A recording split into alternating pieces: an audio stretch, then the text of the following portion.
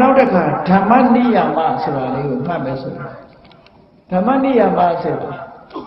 ဒီနေရာမှာဘုရားအလောင်းတို့ရဲ့တဏ္ဍာမှာဖြစ်တဲ့ဂုံတတ္တိရဲ့တည်မြဲမှုလို့ဒီလိုပြောဓမ္မနိယာမဟာဘုရားလောင်းတွေနဲ့သက်ဆိုင်ဘုရားလောင်းတွေရဲ့ဂုံကြီးဂုံသွေးဟာ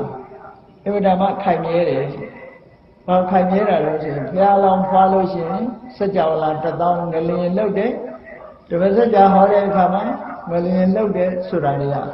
ဓမ္မနိယာမတော့ဒီလိုပြောတာနော်။အဲ့တော့ဓမ္မနိယာမဆိုတာဘုရားလောင်းနဲ့ဆိုင်တဲ့ဓမ္မတာသဘောတွေကိုပြောတာပါလို့မှန်။ဟောနောက်တစ်ခုကစိတ်တနိယာမစိတ်တနိယာမဆိုတာ mental process စိတ်ရဲ့ဖြစ်စဉ်ကြီးတစ်ခုပြောစိတ်မှာဘယ်သူမှလာပြီးတော့အမိတ်ပေးတာမရှိဘူးစိတ်မှာဖြစ်စဉ်ကြီးတစ်ခုဖြစ်တယ်အဲ့ဒီဖြစ်စဉ်ကြီးတစ်ခုဖြစ်တာကိုဘုရားဟောမှဘုန်းကြီးတို့တွေသိနိုင်တယ်ပေါ့တာမအားဖြင့်တော့သိဖို့မလွယ်ဘူးပေါ့စိတ်တနိယာမအကြောင်းဘယ်လိုဖြစ်စဉ်တစ်ခုဖြစ်တယ်ဆိုသိတာအောင်ပြောပြမယ်ဆိုလို့ရှိရင်ဖြစ်စဉ်တစ်ခုဟာ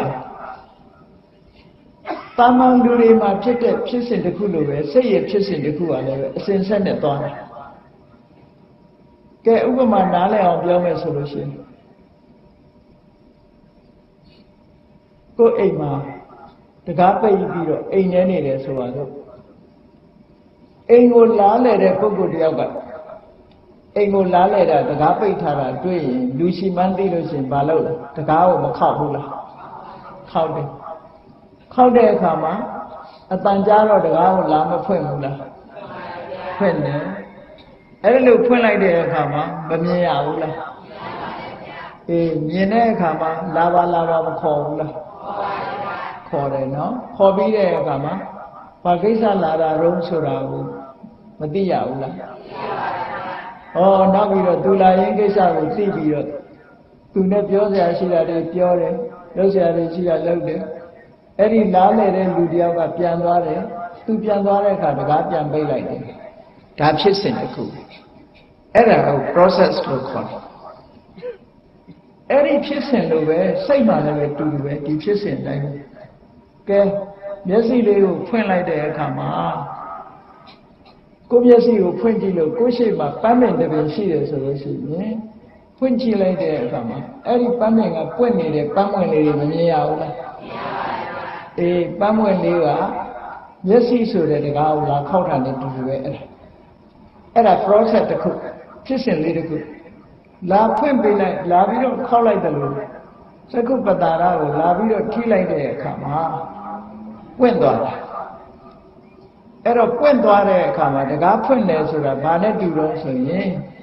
အဘိဓမ္မာသင်ထားတဲ့ပုဂ္ဂိုလ်တွေတော့ဒီစကားလုံးတွေကိုသိတယ်ပိစတော်သာဝေဇန်စိတ်ဖြစ်တာနဲ့တူတူပဲတကားကိုဖွင့်ပေးလိုက်တယ်တကားကိုဖွင့်ပေးလိုက်တာနဲ့ပိစတော်သာဝေဇန်စိတ်ဖြစ်တာနဲ့တူတယ်ဖွင့်ပေးလိုက်တဲ့အခါလားလေတဲ့လူတွေမြင်ရတယ်လို့ပဲပိစတော်သာဝေဇန်စိတ်ဖြစ်တဲ့အခါမှာပန်းပွင့်လေးကိုမြင်ရပြီးတော့သိတဲ့စိတ်ပဲဖြစ်ဘူးလားဖြစ်ပါဗျာမြင်သိစိတ်ကိုစက္ကဝိညာဉ်စိတ်လို့ခေါ်တယ်ပေါ့အဲ့ဒီစိတ်ကလေးသိတဲ့အခါဒီအာယုံကိုလက်ခံကြိုဆိုလိုက်တာကိုတမ္ပတိဆိုင်စိတ်လို့ခေါ်တယ်လက်ခံကြိုဆိုပြီးတော့စူဇမ်းတဲ့စိတ်ကလေးဘာဘာလေးပါလိမ့်အယောင်ဘယ်လိုပါလိမ့်ဆိုတာသဘာဝအတိုင်းစိတ်ကစဉ်းစားတာတတိရဏစိတ်လို့ခေါ်တယ်လှတယ်မလှဘူးဆုံးဖြတ်ချက်အတိုင်းခံစားမှုတွေဖြစ်လာတယ်ဟောဇောစိတ်တွေဖြစ်တယ်ပြီးတဲ့အခါကျတော့ဒါလေးကိုအမှတ်ရပြီးနောက်ဆုံးမှပြန်ပြီးတော့ဒီအာယုန်တစ်ခုဖြစ်စဉ်လေးတစ်ခုကအဆုံးသတ်သွားတယ်ဘဝင်ကြသွားတယ်အဲ့ဒါ mental process လို့ခေါ်တယ်အဲ့ဒီဖြစ်စဉ်အတိုင်းပဲဖြစ်တယ်ကြော်ပြီးတော့ဘယ်တော့မှမဖြစ်ဘူးဆိုလိုတာကတကားမဖွင့်ပဲနဲ့မြင်သိစိတ်ဆိုတာမဖြစ်ဘူး